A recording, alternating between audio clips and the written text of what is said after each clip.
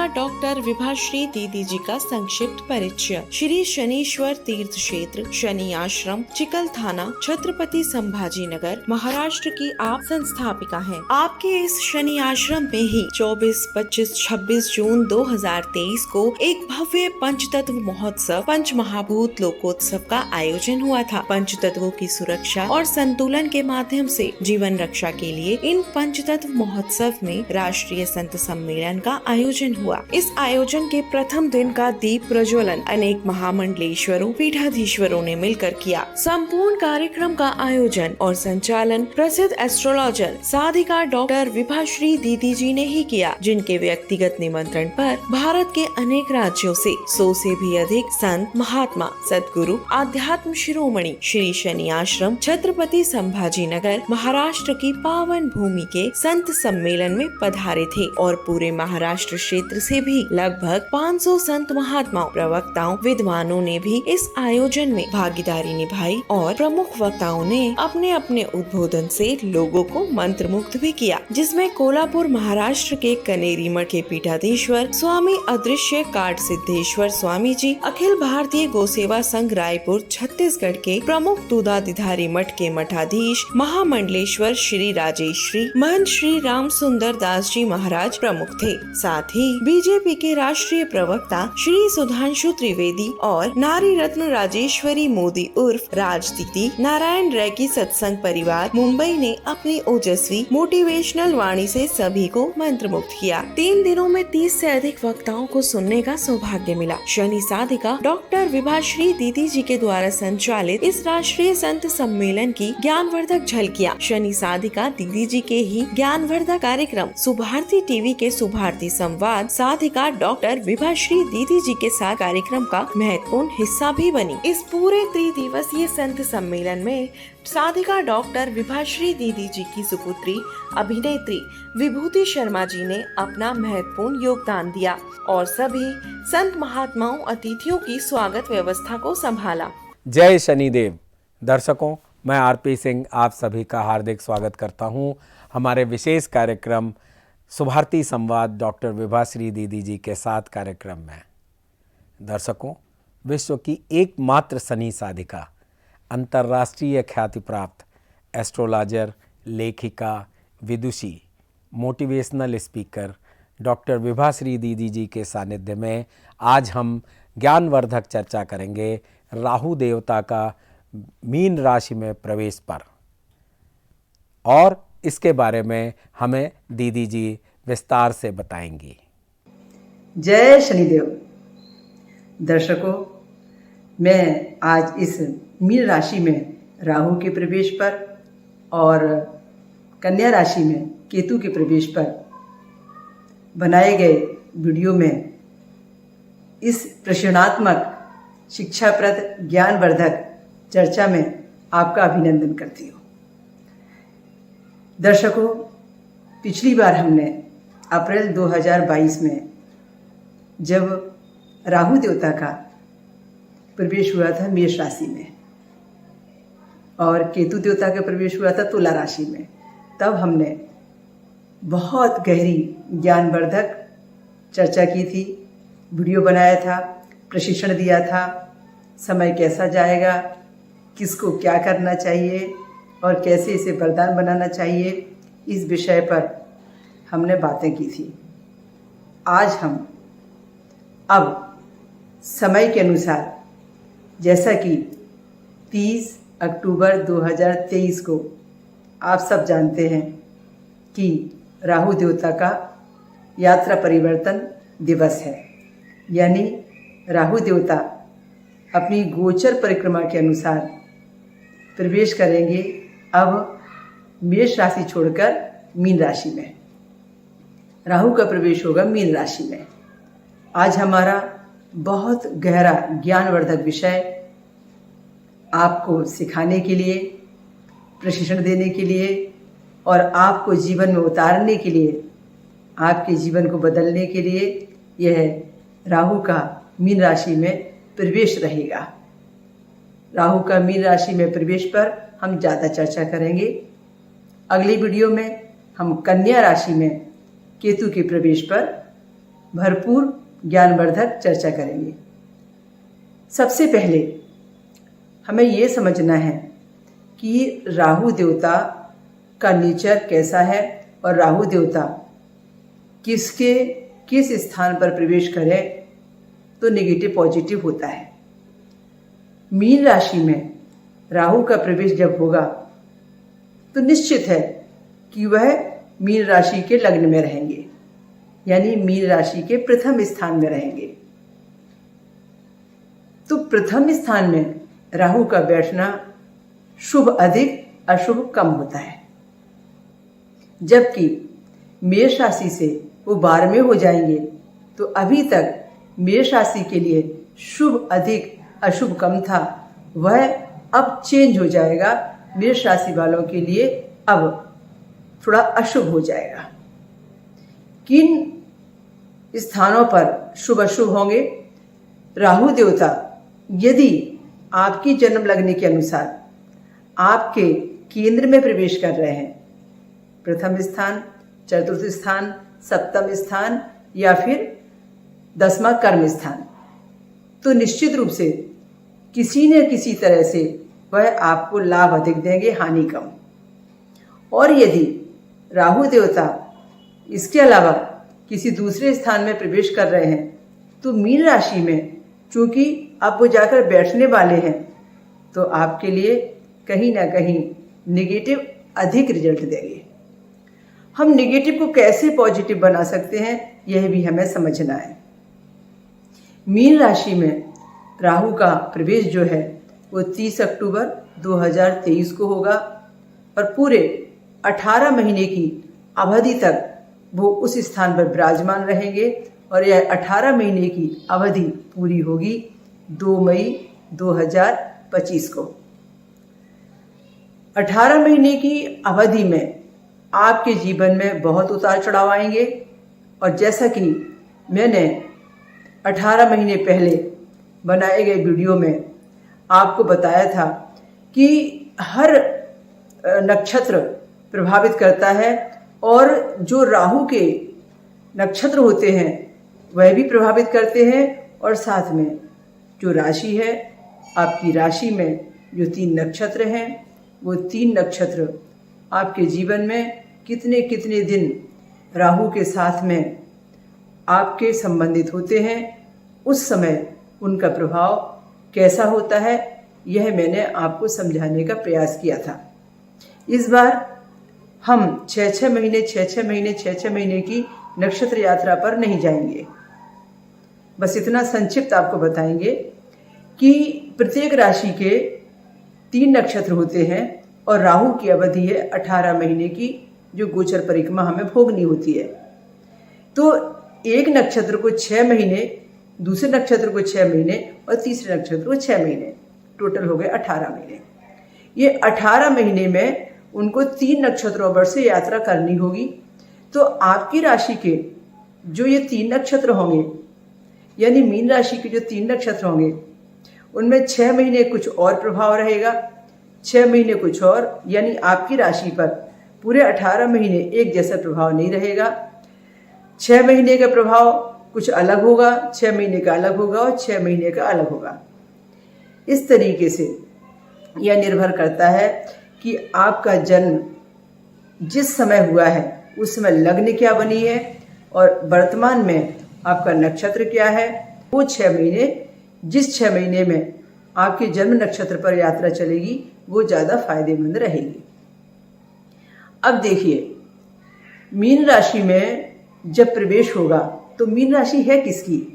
Mean राशि गुरु की है और मीन राशि गुरु की होने के कारण इसे मोक्ष की राशि कहते हैं, धर्म की राशि कहते हैं, ज्ञान की राशि कहते हैं। गुरु हमेशा शैक्षणिक क्षेत्र के लिए, आय के लिए, शादी ब्याह के लिए, धन धान के लिए, या फिर जैसे हम आध्यात्म में प्रगति कहते हैं उसके लिए देखे जाते हैं, समय उनका उसके लिए पड़ा जाता है।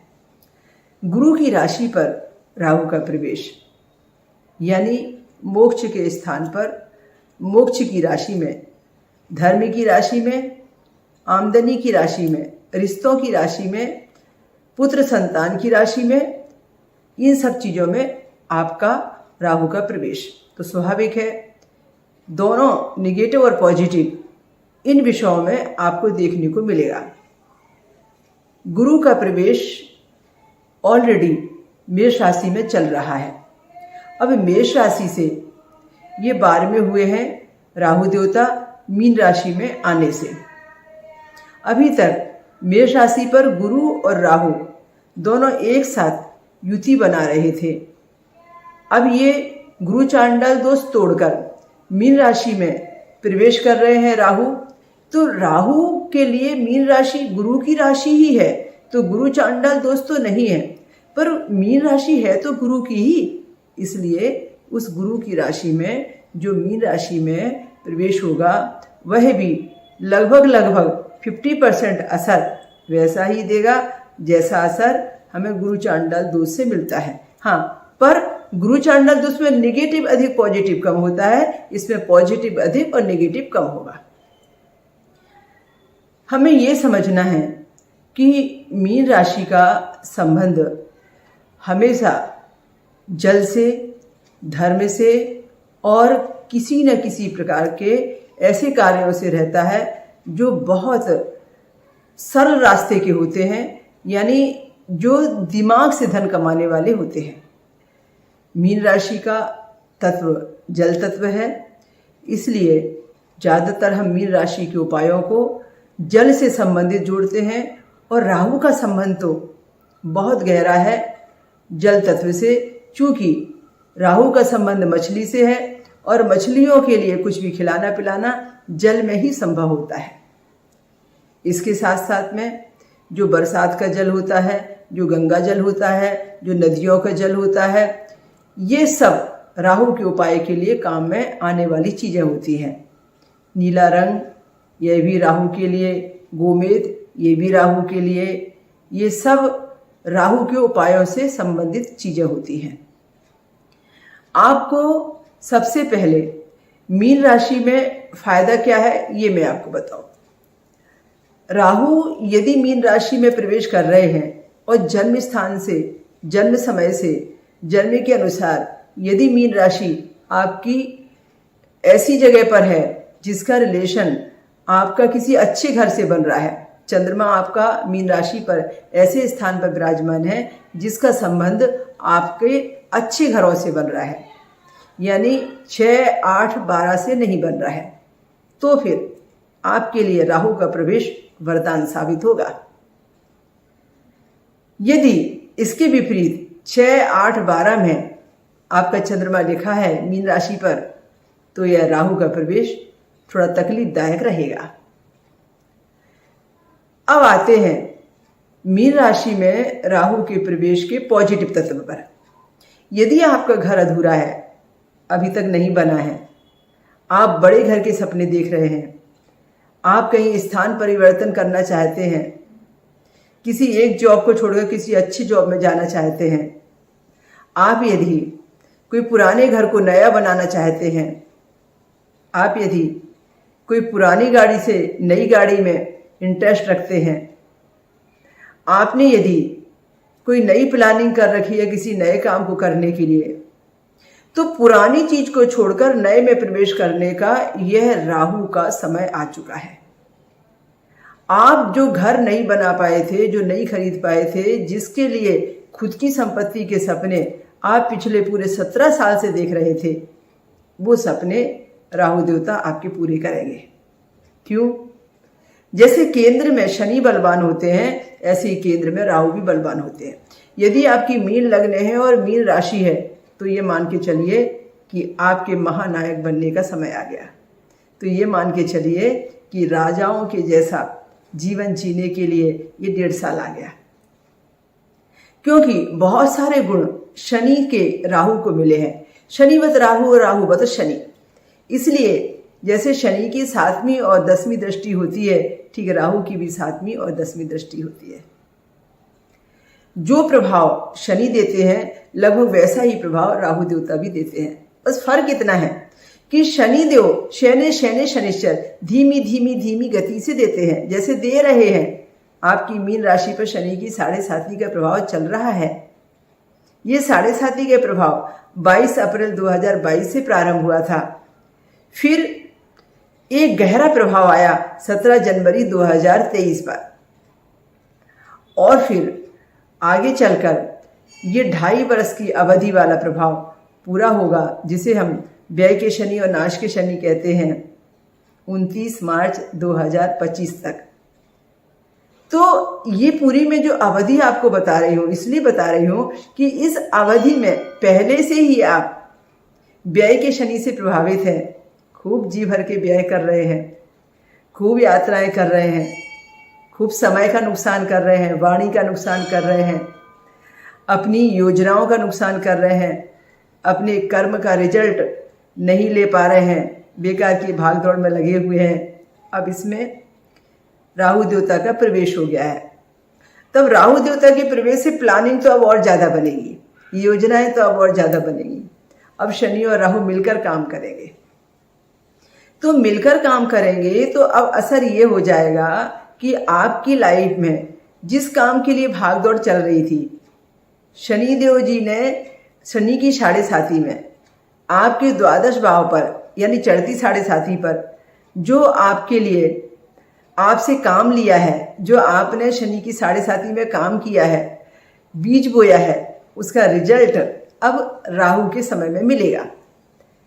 चाहे वो किसी भी चीज़ को खरीदने से हो, चाहे किसी भी चीज़ के परिवर्तन से हो, चाहे वो व्यापार या नौकरी से रिलेटेड हो, चाहे वो किसी भी प्लानिंग के सक्सेस से हो। क्योंकि अब शनि और राहु दोनों एक साथ मिल गए हैं। दिलाता नहीं कोई शनि जैसा लेने वाला आदमी चाहिए। मैंने देखा है, जब मैं शनि शांति अनुष्ठान करती हूँ तो शनि की 7.5 वालों का नेगेटिव पक्ष जब पॉजिटिव हो जाता है तो वो व्यक्ति जो जिंदगी में कभी सपने भी नहीं देख सकता था, इतनी ऊंचाई पर अपने आप को पहुंचाने के, वह व्यक्ति शनि की 7.5 में उस मंजिल तक पहुंचता है जिस मंजिल पर शनिदेव जी के अलावा कोई नहीं पहुंचा सकता। अब उसमें यदि राहु का साथ मिल जाए, दैट इज प्रवज्जा योग। हालांकि यहाँ दोनों एक साथ बैठे नहीं हैं, इसलिए प्रवज्जा योग नहीं बनेगा। पर मैं कह रही हूँ कि शनि और राहु यदि 7.5 शनि की और राहु है मीन राशि पर, तो इसका मतलब यह है कि ये उस तरफ से आपको जोड़ेंगे जिस तरफ से प्रवज्जा योग बनाकर जोड़ते हैं, यानी आपको धर्म के क्षेत्र से रिलेटेड कर देंगे, आध्यात्म के क्षेत्र से रिलेटेड कर देंगे। यानी आपको धीरे धीरे राजनीति में इंटरेस्ट होने लगेगा। तो मेरा कहना यह है कि मीन राशि पर जो राहु देवता का अभी प्रवेश होने जा रहा है, वह प्रवेश आपके लिए 75% पॉजिटिव है और 25% नेगेटिव है। पॉजिटिव के अनुसार यह है कि आप अपने सपनों को साकार करेंगे, धन आएगा, आपकी मनोकामनाएं पूरी होंगी, जिनकी शादी नहीं हो रही होगी शादी जरूर लगेगी, और कहीं कोई राजनीतिक मामला आपके लिए उलझा होगा वो सुलझ जाएगा।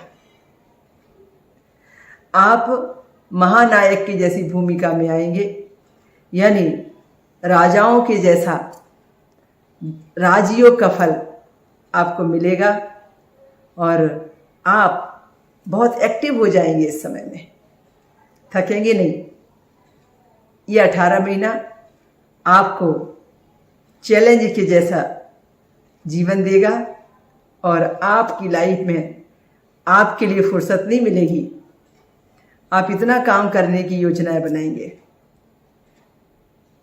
और नेगेटिव, सावधान, धोखा, बदनामी, नुकसान, आपकी एक गलत योजना, गलत डिसीजन आपकी कमाई संपत्ति को नुकसान में डाल सकता है। कोई भी खास व्यक्ति जिस पर आप अति का भरोसा कर रहे होंगे, वह व्यक्ति आपको धोखा देके जा सकता है। एक अति विश्वसनीय व्यक्ति आपका साथ छोड़ सकता है। आपके अपने आपको बदनाम कर सकते हैं या साथ देने से मना कर सकते हैं। आपको अकेला भी चलना पड़ सकता है। जहां आपने 10 लोगों के साथ मिलकर योजनाएं बनाई थी, हो सकता है वो आपको कोई साथ ना दे और आपने जिस काम में हाथ डाला है वो आपको अकेला ही करना पड़े। पर विजयी भवा का आशीर्वाद तो मिलेगा ही मिलेगा, पर शर्त यह है कि आप राहु के जैसा अपने जीवन में उपायों को लेकर वातावरण बनाएं। राहु देवता चाहते हैं कि आपके घर की जितनी पुरानी चीज़ें हैं, जितने कबाड़ खाने हैं जो यूज नहीं कर रहे हैं या जो यूज करके बंद कपाटों में या स्टोर में रख दी गई हैं, उनको आप जल्दी से जल्दी अपने यहाँ से निकाल दीजिए, भेजिए किसी अनाथालय में, दे दीजिए किसी गरीब को, कहीं छोड़ आइए किसी जगह पर, किसी को दान कर दीजिए। पर जितने भी इलेक्ट्रॉनिक आइटम हैं, जो भी इलेक्ट्रिसिटी की चीज़ें हैं, प्लम्बर का सामान है, कारपेंटर का सामान है, टूटे फर्नीचर हैं, कोई ख़राब बर्तन हैं, पुराने कपड़े हैं, जहां हमने बहुत कम यूज करने के लिए उसे सहजों के संभाल के रखा हुआ है, उस समय आ गया है कि आप दिवाली के जैसी सफाई कर लीजिए और सब जितना भी अनावश्यक है या कभी कभी यूज आने वाला आपने संजो के रख लिया है, जिसमें कि जंग लग रही है, जो कि खराब हो चुका है। आपकी खराब चीज़ किसी गरीब के लिए अच्छी बनकर काम कर सकती है, तो आप वो सारी चीज़ें निकालिए किसी ऐसे स्थान पर, किसी धर्म के स्थान पर, किसी सामाजिक स्थान पर, किसी अनाथालय में, किसी ऐसे स्थान पर जहां सार्वजनिक जगह पर उसका यूज हो जाए। आप बड़े सम्मान के साथ उसको क्लीन करके श्रद्धा के साथ में किसी भी शनिवार के दिन डोनेशन में दे दीजिए, दान में दे दीजिए, दान करके आ जाइए और भगवान से प्रार्थना कीजिए कि मैंने राहु देवता की प्रसन्नता के लिए अपनी ज़िंदगी में ये सब कुछ क्लीन कर दिया है और मैं अब राहु देवता का पॉजिटिव पक्ष पाना चाहता हूँ, पॉजिटिव पक्ष पाना चाहती हूँ। बस फिर देखिए लाभ ही लाभ, कितना बढ़िया उपाय आपको मैंने बताया है। ये उपाय जरूर से जरूर कीजिए। घर में गंगा जल की बोतल भर के जरूर रखिए। आप जिस टेबल पर बैठते हैं उसमें एक गंगा जल की बोतल लेकर उसमें थोड़ा सा नील या नीली स्याही डालकर आप बोतल बनाकर उसमें रखिए। नीली बोतल को यदि पानी भरकर धूप में रख दिया जाए और 5-6 घंटे के बाद उस बोतल का पानी पिया जाए तो आपकी योजना में 4 चांद लग जाएंगे। राहु देवता की प्रसन्नता आप पाएंगे। राहु देवता की शांति और राहु देवता को बहुत अच्छे से रिजल्ट में शुभ मुहूर्त में शुभ फल में लाना घी काम करता है, शुद्ध घी। हम एक एक बूंद घी यदि नाक में डालकर सोने लगे, मैं स्पेशल कह रही हूँ उन लोगों से जिनकी मीन राशि है, और घी तो गुरु को भी बहुत पसंद है। हम एक एक बूंद घी, शुद्ध गाय का घी यदि नाक में डालकर सोना प्रारंभ कर दें और पूरे मई 2025 तक ये नियम बना के रखें कि कोशिश करें कि सोते समय एक एक बूंद नाक में घी डालें, मैं सोचती हूँ आपका चिंतन बदल जाएगा। मैं सोचती हूँ आपकी नींद नहीं आने की प्रॉब्लम सॉल्व हो जाएगी। ब्रेन के ऊपर में गहरा प्रभाव है अभी राहु का, चूंकि राहु देवता का संबंध सर तक है, धड़ पूरा केतु ने दिया है। केतु के इसीलिए सिर नहीं है और राहु के किसी सिर है और पैर नहीं है। तो राहु के खाली सिर है तो वो धड़ खोजते हैं किसी न किसी के माध्यम से, किसी न किसी के द्वारा मैं अपने कार्य को संचालित करूं। तो जिस राशि पर बैठते हैं उस राशि के गुण वो ले लेते हैं और उस राशि को बना लेते हैं अपना कार्य क्षेत्र। उसके गुण दोषों के अनुसार में वो आपको रिजल्ट देना शुरू कर देते हैं। तो इस तरह से वह राहु का फल आपको मिलना प्रारंभ कर देता है। तो महत्वपूर्ण यह है कि राहु की तो खुद की कोई राशि नहीं है, केतु की तो खुद की कोई राशि नहीं है, तो वो कौन सी राशि पर बैठ रहे हैं और कौन सी राशि पर बैठने के बाद में वो उसके क्या गुण ले रहे हैं। शनि की राशि पर बैठेंगे तो स्वाभाविक है कि शनि के गुण लेंगे, तो जिसकी राशि पर बैठेंगे उसके गुण लेंगे और उसके गुण लेने के बाद में उसका प्रभाव भी बहुत अच्छा और बहुत बुरा, जो भी आपके कर्मयोग के अनुसार फल निकलता है वो आपको मिलेगा। इसमें कर्म भी बहुत प्रधान है। शनि की साढ़े साथी तो पूरी कर्मों पर चलती है। मैंने एक शनि पुराण लिखा है, उसे ऑडियो शनि पुराण के पूरे 17 अध्याय मैंने श्री शनि आश्रम औरंगाबाद महाराष्ट्र के YouTube चैनल पर डाला है और वीडियो भी 17 अध्याय बनाकर वह सुभारती टीवी चैनल वालों ने टीवी पर दिखाया था, इसलिए वह रिकॉर्ड YouTube पर शनि आश्रम औरंगाबाद महाराष्ट्र के YouTube पर शनि पुराण का वीडियो मैंने डाला है। ये चर्चा इसलिए कर रही हूँ कि मीन राशि वालों को शनि की साढ़े साती चल रही है, या कुंभ राशि वालों को भी साढ़े साती चल रही है और मकर राशि वालों को भी साढ़े साती चल रही है। इस अवधि में यदि राहु के प्रभाव को हम 3 राशि वालों को बहुत अच्छा चाहिए, पॉजिटिव चाहिए, क्योंकि मीन राशि वालों पर यदि अभी केंद्र में राहु देवता विराजमान है तो फिर कुंभ राशि वालों के लिए राहु देवता धन के बनेंगे, कुटुंब के बनेंगे, और मकर राशि वालों के लिए पराक्रम स्थान पर पहुंचेंगे। हमें इस सब की बहुत जरूरत है, इसलिए साढ़े साती होने के नाम से पहले साढ़े साती को समझना और उसका पॉजिटिव रिजल्ट लेना, उसके बाद में फिर राहु के पॉजिटिव रिजल्ट को प्राप्त करना, ये बहुत सरल होगा। तो मैं आपसे एक रिक्वेस्ट करती हूँ कि आप थोड़ा समय निकालकर श्री शनि आश्रम औरंगाबाद महाराष्ट्र के YouTube चैनल को सब्सक्राइब करके आप वहाँ पर 17 भाग में जो शनि पुराण दिया है उसे सुनिए या उसकी वीडियो देखिए। आपको ऐसा लगेगा कि खजाना मिल गया है ज्ञान का। जैसे कि सभी लोग अपना अपना विचार मुझे लिखकर भेजते हैं, जब सुनते हैं और उसकी अनुभूति क्या होती है, तो आप भी मुझे फिर कमेंट में अपने विचार भेजिए। मुझे बहुत अच्छा लगेगा कि मेरी मेहनत सफल हो गई। तो मैं इस वीडियो को अधिक लंबा ना बनाते हुए सिर्फ आपसे यही कहना चाहूँगी कि राहु देवता का प्रवेश मीन राशि पर एक वरदान है। हमें राहु देवता के प्रवेश का जो 75% पॉजिटिव फल मिलने वाला है, उसके लिए हम शनि की साढ़े साती को समझकर यदि चलते हैं तो शनि की साढ़े साती ही हमें राहु देवता के निगेटिव पक्ष को भी पॉजिटिव बना देगी। तो हम 25% भी निगेटिव होते हुए भी निगेटिव का नुकसान नहीं भोगेंगे। तो हमें साढ़े साती और राहु का स्थान परिवर्तन दोनों ही समझकर चलना है। तो आज के इस वीडियो में इतना ही। अगले वीडियो में फिर से मिलेंगे। जय श्री देव। दर्शकों, आज के विशेष कार्यक्रम सुभारती संवाद डॉक्टर विभाश्री दीदी जी के साथ में अब इतना ही। अगले शनिवार को फिर मिलेंगे इसी समय। तब तक के लिए मुझे यानी आरपी सिंह को दीजिए इजाज़त। जय शनिदेव।